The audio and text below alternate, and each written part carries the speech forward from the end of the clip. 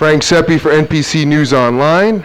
I'm here with the current Mr. Olympia, Shawn Rhoden. Mr. Olympia Shawn Rhoden. Ooh, prediction? Nah, that's a fact. Look at this, not even at the press conference. He just got off stage, that's why we have his podium here, so he can lean against it. You're a little tired. So you came into this guest posing in better shape than the Pittsburgh. I know there was a lot of controversy over, the Pittsburgh condition you were in, but if you would look on your social media and some of the before and after pictures, it wasn't that bad, considering. Frank, there's going to be a lot of people that has a lot of crap to say. Guys, listen, I'm 44 years old. I've learned a lot being in the sport of bodybuilding as far as how to take care of yourself, or I wouldn't be winning the Olympia at age 43.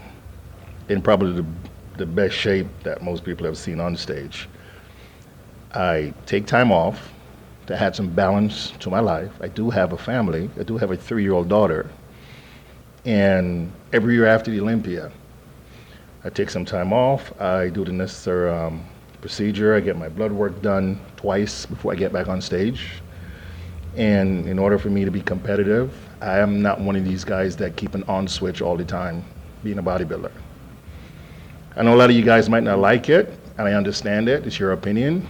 But in order for me to be productive and continue to be the best Shawn Rhoden on stage, I'm going to continue to do what I do. And if I hurt you guys' feeling or you guys think that I wasn't in shape, I've seen Ronnie Coleman over 300 pounds. I've seen Jay Cutler fat and out of shape. I've seen Sean Ray looking like he's going to retire. So all you guys that think it's okay, social media give you guys the outlet to think that you guys know what's best. You guys have no idea what it takes to compete at this level. None. And I will continue to take care of myself, to take care of my health. I have something to say and I don't want to hurt anybody's feelings. We've lost a lot of fellow athletes in the sport. And it's always after the athlete is no longer here that you guys make comments like, oh man, you should have done this, you should have done this. We've lost Dallas McCarver, good friend of mine. We have a few athletes that no longer compete because of health issue. But then you guys see me, who's taking the necessary precaution, and the first thing it is let's bash Shawn because he's Mr. Olympia. I just want to say thank you guys because you guys are continuing to give me the fuel that I need to be ready for 2019. It's amazing. How long have you been competing? I've been competing since I was 17. So at 43, so all of a sudden you forgot how to get into contest shape. That's what they're saying. After 26 years, you forgot. I forgot how to do this. I've been competing. I've been a pro since 2009. My first Olympia was my third pro show, which I took 11th. My second Olympia, I took third. I've been in that group ever since 2012, except for 1 year that I had a broken jaw and still prep for the Olympia and make the top 5. That means I'm doing something right. But apparently, none of that matters because I'm Mr. Olympia now. I understand you guys says Mr. Olympia is not just a title, and I completely agree with you. But I have to put my health first at times in order to continue to the best that I can be on stage. So you're saying you have a chance? I might have a chance this year. Last year I wasn't even in the top 10. The prediction was, hey, he's not going to be in the top 10 last year, and I thank you guys for that. So I've seen a few guys saying that, oh man, he's way gone. He's not going to be able to get in shape for this Olympia. Stay tuned, guys. It's going to be one hell of a roller coaster. You could say whatever you want, but up until the day of the show, but it doesn't matter until you're on stage that day.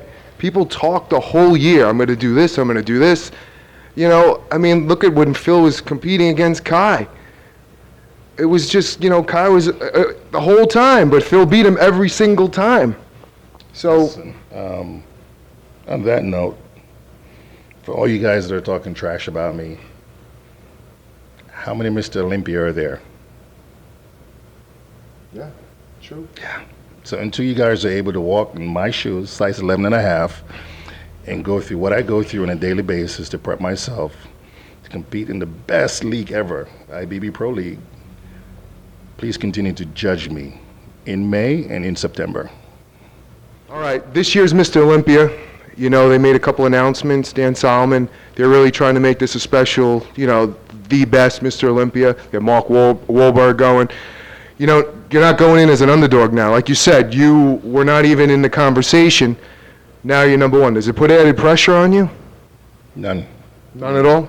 I've always been, Frank, I've been at the Olympia since 2012 and 2011. And one thing that I've been able to do every single year is when I walk off stage is to basically reset myself. It's a new year. It's a new challenge. And, 2018 I won the Olympia, and I'm very thankful for that. 2019, a new year. Right.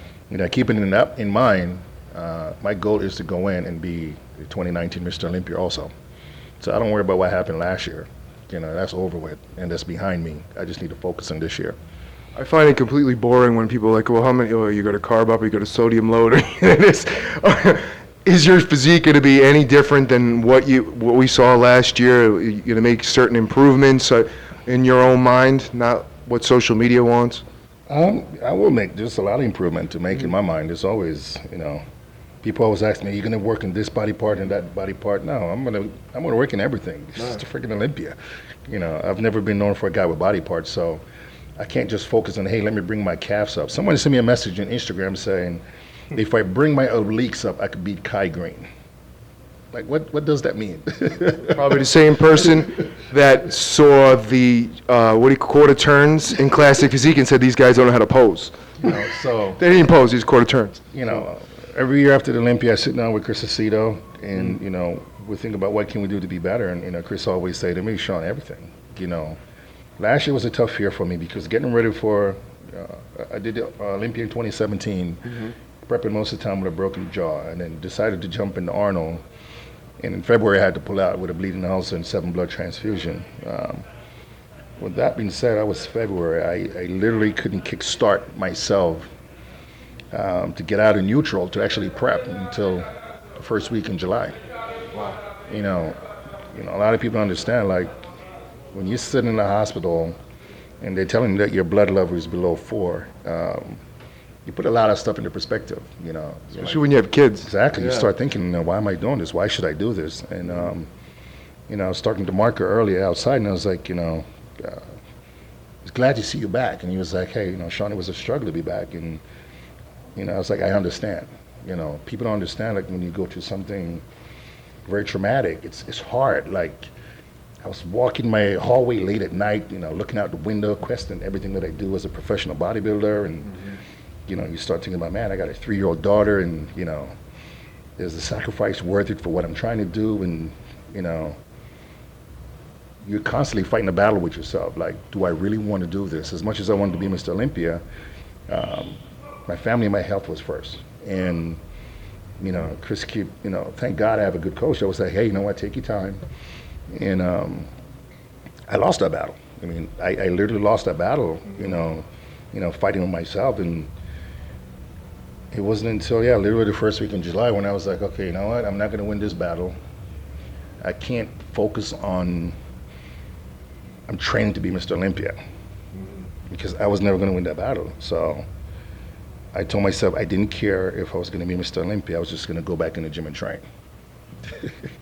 I took all the pressure off myself, and I said, no matter what happened, I'm just going to bring the best Shawn Rhoden that weekend to Vegas. And the best Shawn Rhoden showed up that weekend, And I'm very thankful for my supporting cast. And there's something that I want to say to you guys. You guys have been bashing me left and right for one comment that I made at the Olympia saying, Phil Heath was 7 times Mr. Olympia, and I don't think he did much. He was 7 times Mr. Olympia, guys. I've been Mr. Olympia for less than 1 year. And you guys are asking me, what did Shawn do for bodybuilding? What did Shawn do being Mr. Olympia? It's less than 1 year, guys. I've traveled so much this year that word alone can't express. Like, I went in November, I was in Asia doing seminars and touring. I went home for 2 days for Thanksgiving, the day before and the day after. Then I hopped on another flight, went back to China, went to Sanya to guest pose, went to Hong Kong, and went to Shanghai, went to my show in the Philippines that I promote every single year, came home for less than a week for Christmas. Wow. Think about that, okay? And then 2 weeks in the UK in January, in February, doing promotional stuff and seminars. Came back to go to the Arnold Classic in Columbus. From Columbus, I went to China for an entire week, doing seminars and for my sponsor. Flew from Shanghai to Australia to Tony Doherty's show, okay? Wow. And listen, guys, Tony wasn't paying me to come to his show. This is something that I wanted to do personally as a professional bodybuilder representing the sport. I came home for a couple of days and then flew to FIBO in Germany. Was there for 4 to 5 days. Then flew to Poland for an entire week, then flew to Nice. So you guys are talking about I've been home this entire time sitting on my sofa? Okay, I'm not going to talk about this anymore, but again, it's been less than a year since I've been Mr. Olympia. No knock against Phil. Phil is 7 times Mr. Olympia for a reason. I made a comment saying, hey, yes, he was 7 times Mr. Olympia. It's not even a full year. But with that being said, You know, Ronnie Coleman lost to Gunter at the GNC show when he was, you know, on his roll winning the Olympia titles. You had Dexter beat Jay. So now Phil, you know, Phil was obviously off at the Olympia, right? So in your mind, you have to beat him a second time to kind of justify what you did, you know, you're winning. Because people are going to say he's off, he's going to come back better than ever. You know, I said, and I always, you know, 100% honest and keep it real, I said to Phil that day when I was interviewing him and prejudging, I said, out of all the Mr. Olympias, if you think about it, you are the best Mr. Olympia. I said, because you beat everybody in huge guys. I mean, he beat all comers for 7 years. yeah. But you come, you beat him, you know. But in your mind now, do you think people saying, well, he was off if he was at his best, you know, do you have to beat him now a second time if he competes to kind of justify and, you know, that whole thing? No. No? No. I didn't think Jay had to justify Dexter beating him. He just said, I'm going to come back and compete. Yeah. And, you know, listen, I've been third 3 times. Yeah. Not once did I say, hey, you know what? I was off. I got beat. Mm-hmm. I was second. I said, hey, you know what? Congratulations. I was 5th. And I congratulate every single guy. I never made any excuse as to why I got beat. I didn't even tell anyone I had a broken jaw. I just continued to prep. 2016, I had food poisoning. I was literally carving up in donut and whey protein for 3 days, okay? And took second. Never used it as an excuse. I congratulate Phil, I congratulate all the other guys on stage, and I left. Me having to beat Phil or anyone for a second time to prove that I am Mr. Olympia, I don't think I have to prove anything to anyone. I'm going to continue to compete and be the best that I can be on that given day. And if someone do happen to beat me, I'm going to congratulate him. You know, a job well done. It's not him the reason why I lost. You know, he brought something different to the stage that the judges, you know, awarded that day. So who am I to say, hey, listen, you know what, the reason why this guy beat me is A, B, C, and D. You know, I'm going to congratulate him and wish him the best of luck, and I'm going to continue to do what I do, is being the best Shawn Rhoden on stage. I got nothing to prove to anyone. I've been doing this way too long. I've paid my dues over and over. I've been doing this since I was 16, 17 years old.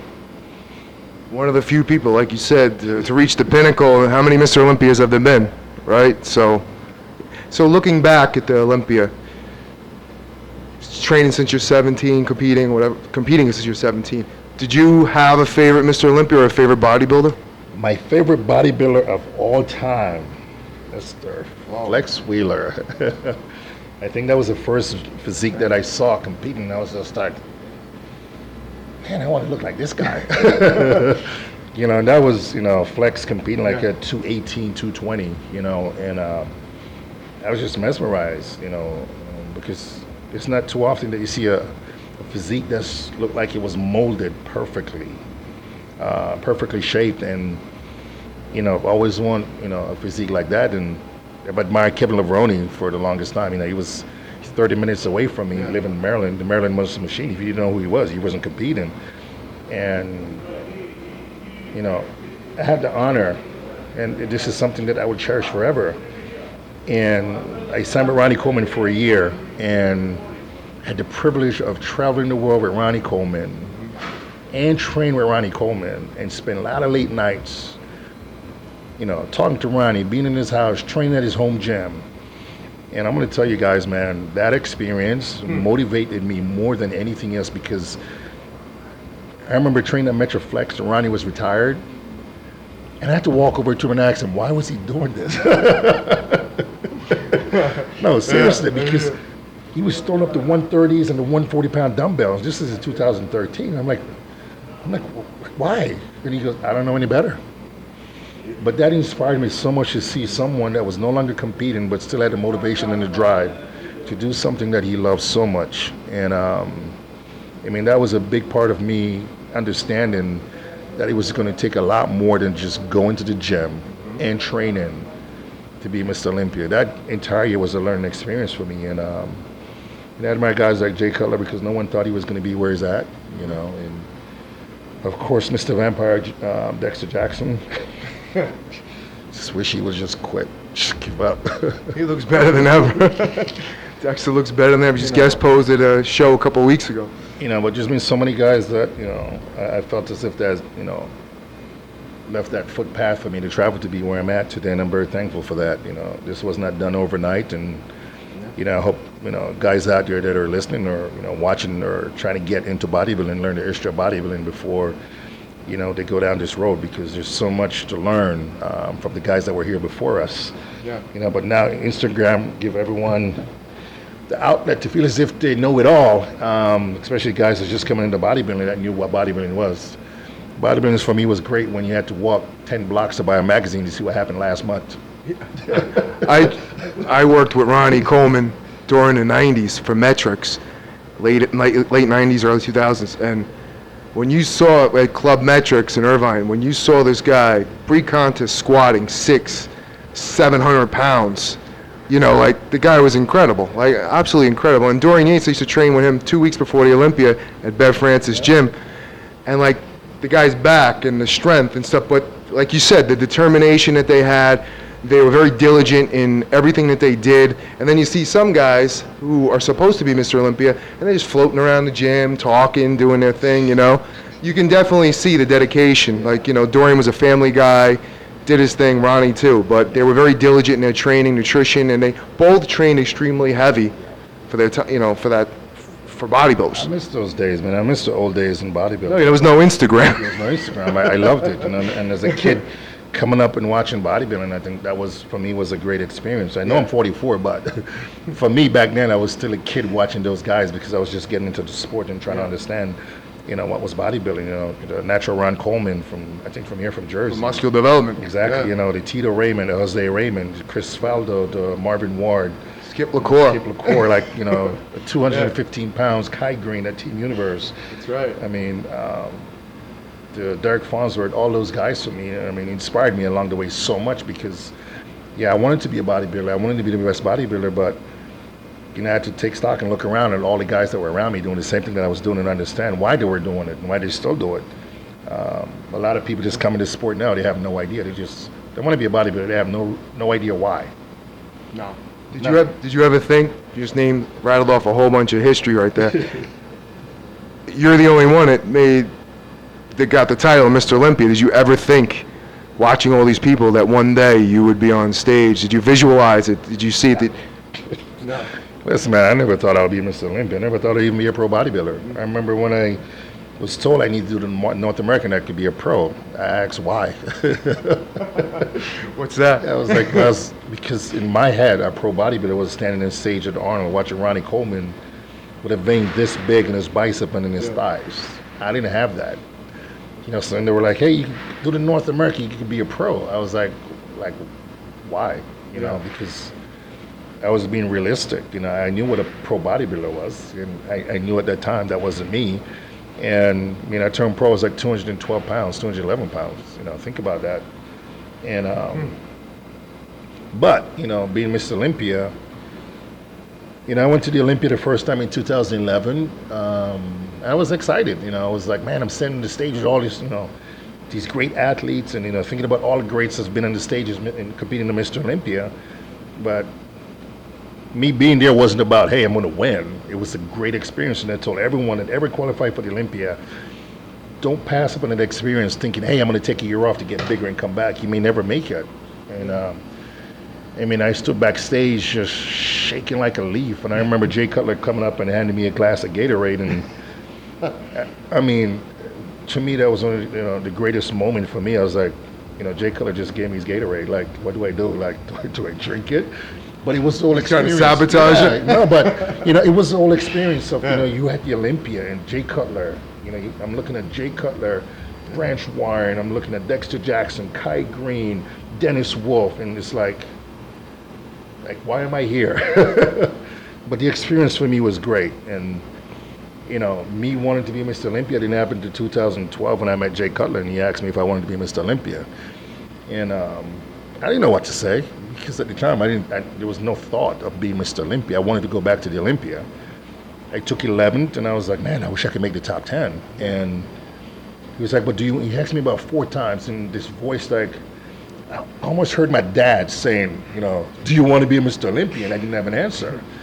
And, he asked me about 4 times, and finally I got it. He was like, you're competing at the Olympia, why? And I remember saying, yeah, I want to be Mr. Olympia, but there was no confirmation in it. It was like, I want to be Mr. Olympia, And but I left the hotel that night. It was like 2 o'clock in the morning, thinking, why did Jay Cutler ask me if I want to be Mr. Olympia? And then it hit me like, shit, I'm training to qualify for the Olympia, not to make up a number on stage. And my mind frame changed after that. Like, if I'm going to go to the Olympia, just don't be a number. And even then in 2012 when I took 3rd, it didn't hit me about wanting to be Mr. Olympia. I was just excited to make it to the top 10.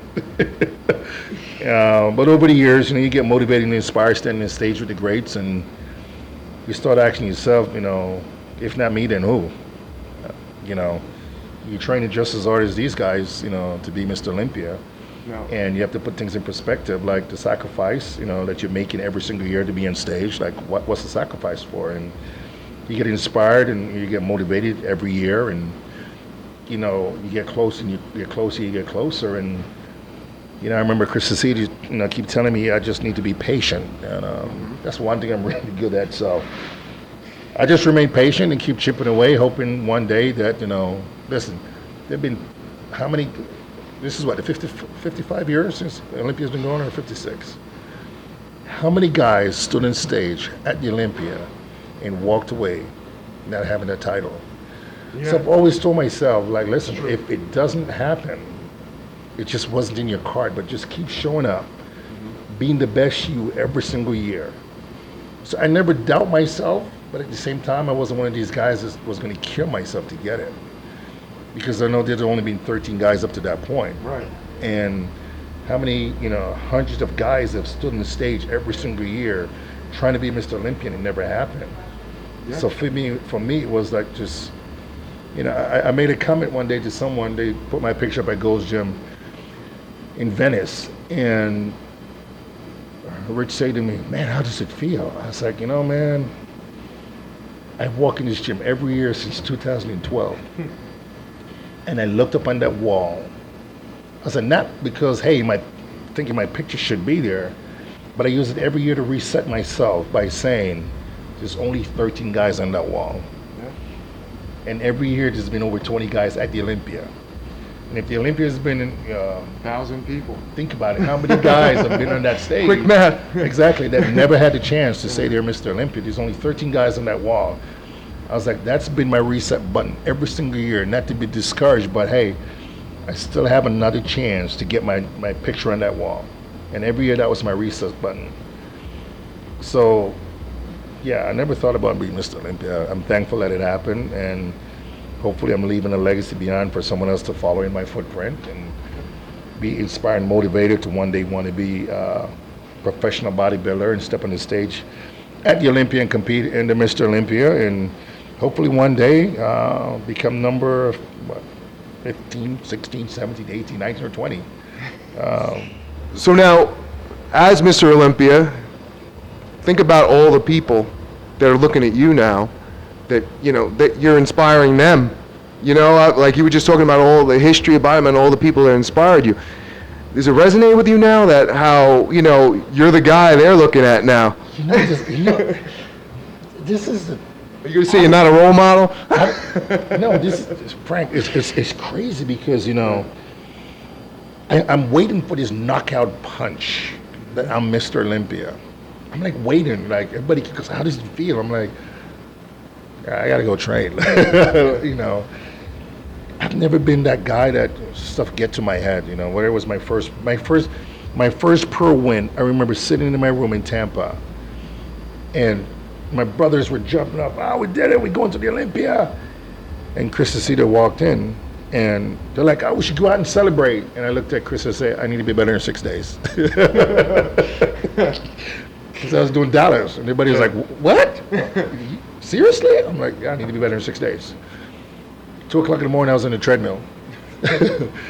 So, you know, I'm still waiting for that knockout punch as, yes, I'm Mr. Olympia. I knew what happened. Well, from Thursday to Saturday, I barely remember a lot of stuff, but I know I do have the Sandow, and I'm still waiting for that knockout punch. I just feel as if I still have so much more to do that I can't really sit and dwell on, right. Woo, you know, move forward. Yeah. You know, I'm still competing. I think when I'm retired, I'll kick back and relax and say, you know what, thank you. But right now, it's like, man, I feel as if I have so much more to do that, you know, I can't just take my foot off the gas and say, oh, you know what, I don't need to be, you know, aggressive. I don't need to train as hard. I don't need to push myself anymore because, you know, I won, you know. It's never been the case. I just feel as if it was a great week, and I've strived to be, you know, over the past few years to be Mr. Olympia, and it happened, and it's Thursday. Isn't it funny though, like people ask you and they say, well, how are you going to do this year? What's your prediction? You say, I'm going to win. Are you supposed to say, well, you know, I'm going to be top 5? What are you supposed to say? It kills me because, you know, Aceto always say to me, you know what, Shawn, every year, it didn't matter if you were second, third, you were never mentioned to be in the top group the following year. He goes, you can look crazy on stage and nobody goes, oh man, you know, Shawn could win. He goes, but you showed up, and he goes, oh shit, Rhoden's here.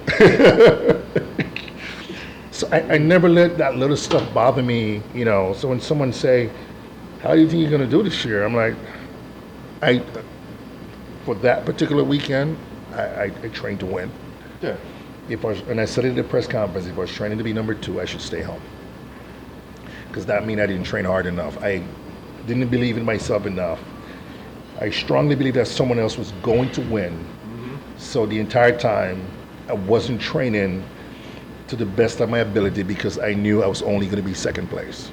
In any sport, like the NBA Finals is going on, how do you think you guys are going to do? Oh, I don't know, maybe we'll win, we'll be second, you know. We may win game 3. Yeah, you know, no, I trained to win in that particular weekend, and I never let anything else shadow my judgment. You know, Chris always told me, just stay in your own lane, Shawn. Stay in your own lane. Send me pictures every day, and no stress. Rule number 1, no stress. Rule number 2, see number 1. Rule number 3, pictures. Rule number 4, stay in your own lane. Rule number 5, work harder than you ever worked before. I think the battle is in your head because let's say you go to the Olympia, you win, okay? People, and legitimately you win. You look the best, there's no contest, you won. 50% of the people are gonna say, number 2, 3, or 4 got robbed because everybody has their own fan base. The more social media you have, the more fans you're going to have of that person who's going to rip you apart. So regardless, everybody's a pro judge. Everybody, you know. So even if you do win, you know, and you put your picture up, congratulations, straight ones, you're the best, you're still going to hear it from everybody else. Every single day. But the one thing I've been able to do all these years as a professional bodybuilder is to tune out the white noise because that's all it is. Like, I really don't care, guys. Like, you know, and I don't mean to hurt anybody's feeling. I don't care what you have to say. This is my job, and I do the job to the best of my ability. And yes, we all have fans that want us to win. And I'm very thankful for the fans that I have that's been supporting me and following me and cheering me along. I love you guys and I appreciate it. I'm also a fan of bodybuilding. And I have a lot of good friends that's competing. I'm good friends with Rolly, I'm good friends with Brandon, I'm good friends with William. And any given day, to be honest, any one of us could be 2019 Mr. Olympia. Any one of us could be 28 Mr. Olympia. I think even in our sport, a lot of people don't realize the pie is big enough for everyone.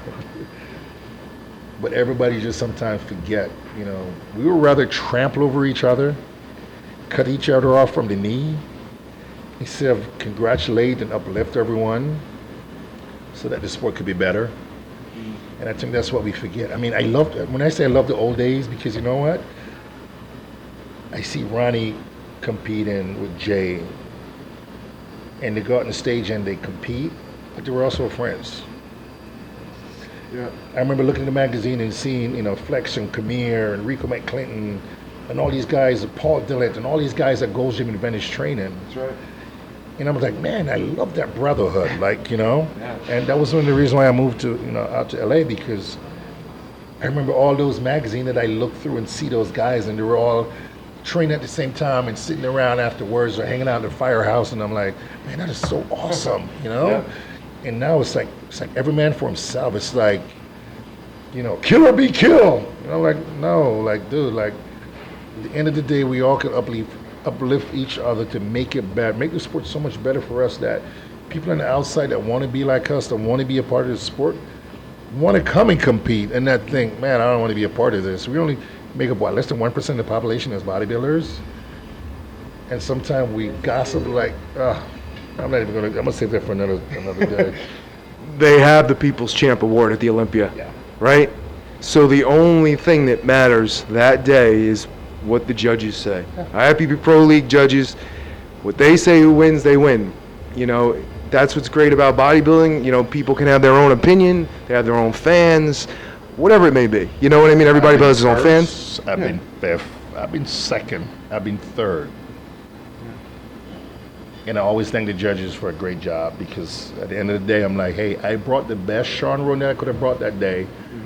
Thank you guys, it's been great. And I'm off to the next one. I don't sit and dwell about what happened in that show, because I know all the guys that I compete with works their ass off every single year to bring their best package also. And, you know, those guys are my friends, those are my brothers in iron, and, you know, at the end of the day, iron sharpens iron, and I'm looking forward to getting back on stage with those guys. Well, we all look forward to the Mr. Olympia seeing you compete, you know, and we wish you luck, and thanks for taking the time. I know this was a long interview after your guest posing. No problem. This is great, Fred. I'm going to go back to my room. I'm going to eat a pound of fish with some veggies and call it a night, and I'll be on a flight to Toronto Super Show first thing in the morning. All right, and we got full coverage of that show on NPC News Online. Again, thank you, Mr. Olympia, Yes, sir. for taking the time. 2019. Mr. Olympia 2019. Don't forget that. There you have it. Frank Sepe for NPC News Online.